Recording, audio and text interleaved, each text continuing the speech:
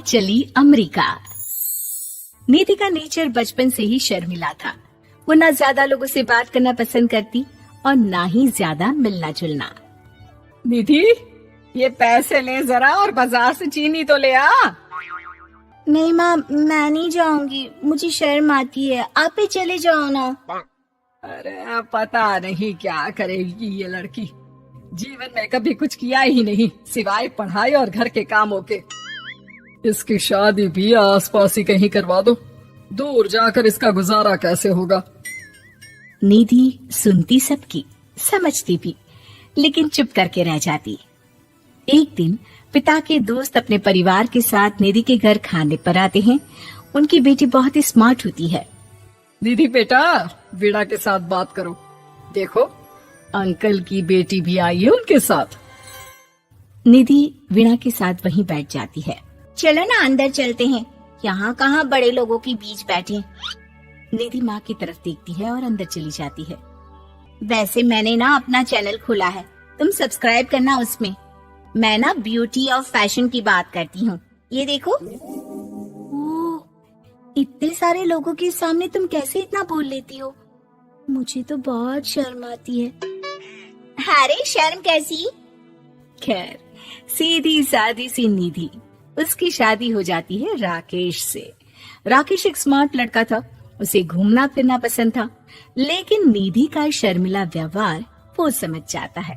अरे निधि, घर से बाहर क्यों नहीं निकलती?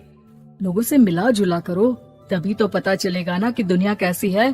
क्या करना है पता करके, शादी से पहले पापा और अब आप, ठीक है ना?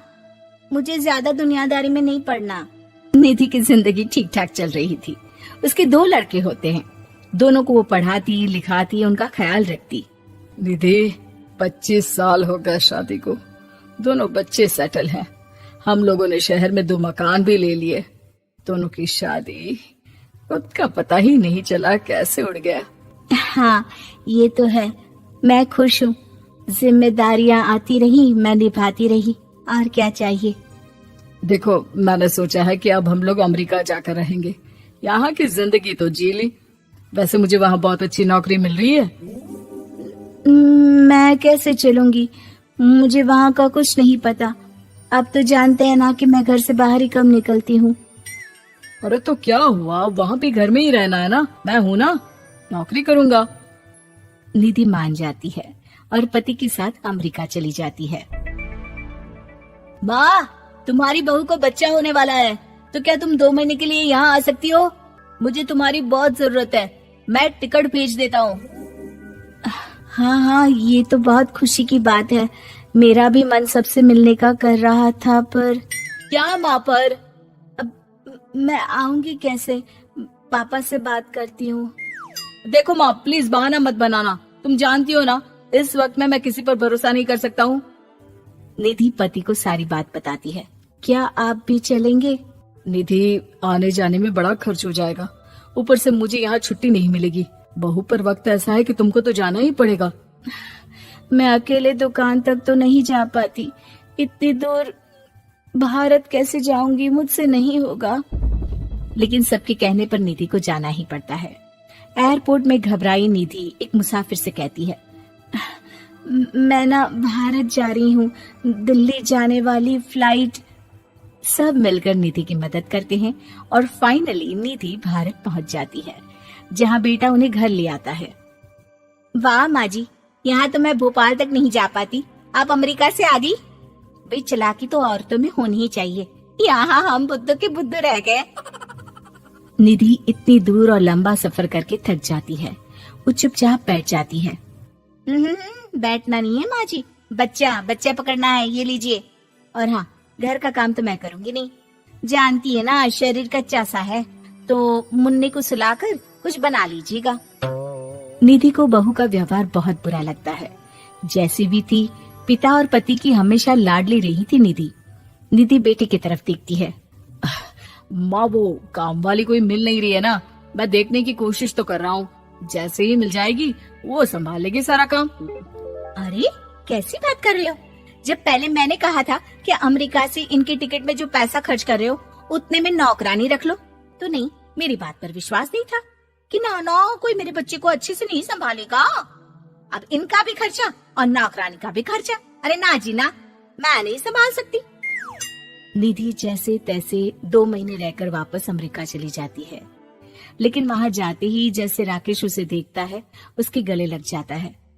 ये क्या हालत बना रखी है निधि, कैसी लग रही हो? खाना नहीं खाती थी क्या? क्या हो गया?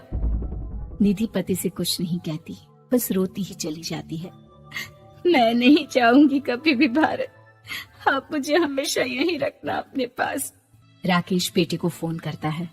तुम्हारी माँ की जो दुर्दशा करके तुमने भेजा है ना, मुझे पता होता तो मैं अपनी बीवी को कभी तुम्हारे पास नहीं भेजता। पापा, आप तो रीना का नेचर जानते हैं ना, वो माँ पर हावी रहती थी। अब मैं तो ऑफिस चला जाता था, वो माँ पर जुल्म करती है और माँ भी इतनी सीधी है कि चुपचाप सहती रही। मुझे माफ कर दीजिए पिताजी। खैर, राकेश कहता भी क्या, प्यार दुलार के साथ अपनी निधि को संभालने में लग जाता है। लेकिन कहते ना, वक्त हमेशा एक सा नहीं रहता। अमेरिका में ही राकेश की मृत्यु हो जाती है और निधि अकेली रह जाती है। बड़ा बेटा कहता है, माँ भारत चलो ना, हम लोग साथ रहेंगे। निधि को जैसे ही वो सब सीन्स याद आते हैं वो परेशान हो जाती है। समझ में नहीं आता कि पति के बिना अब जीवन कैसे चलाएगी। मैंने सारा जीवन घर का काम किया, घर देखा और जिंदगी चलाई, लेकिन जिस घर में रही सबने प्यार दिया, मैं वहां नहीं जाना चाहती। तभी राकेश जिस कंपनी में काम करता था उसका मालिक निधि के घर आता है।